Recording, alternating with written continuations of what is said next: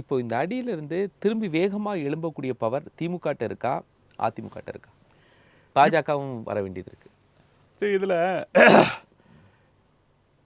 திமுக அதிமுக 2 பேருக்கும் உள்ள கட்டமைப்பு ஒன்று தான், ஒரே அளவு தான். எப்பயுமே வந்து திமுகவோட அதிமுகவுக்கு வந்து ஒரு 5% ஓட்டு ஜாஸ்தி இருக்கும். காரணம் என்னென்னா, பெண்கள் ஆதரவு இருந்தது. அது வந்து புரட்சி தலைவர், புரட்சி தலைவி இவங்க வந்து சேர்த்து வச்சுட்டு போன ஒரு ஓட் பேங்க். இன்றைக்கி அது இருக்குமாங்கிறது என்னால் சொல்ல முடியாது.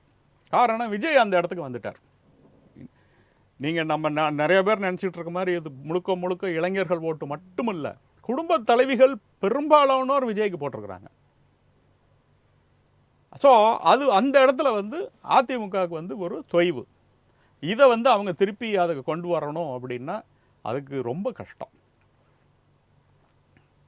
ஆகையினால திருப்பி எழுகிறது, மேலே வர்றது அப்படிங்கிறது இந்த உள்கட்சியில் எவ்வளோ பூசல் வருதுங்கிறத பொறுத்து தான். இன்றைக்கி இருக்கிற சீட்டெல்லாம் வச்சு நம்ம கணக்கு சொல்ல வேண்டியதில்லை.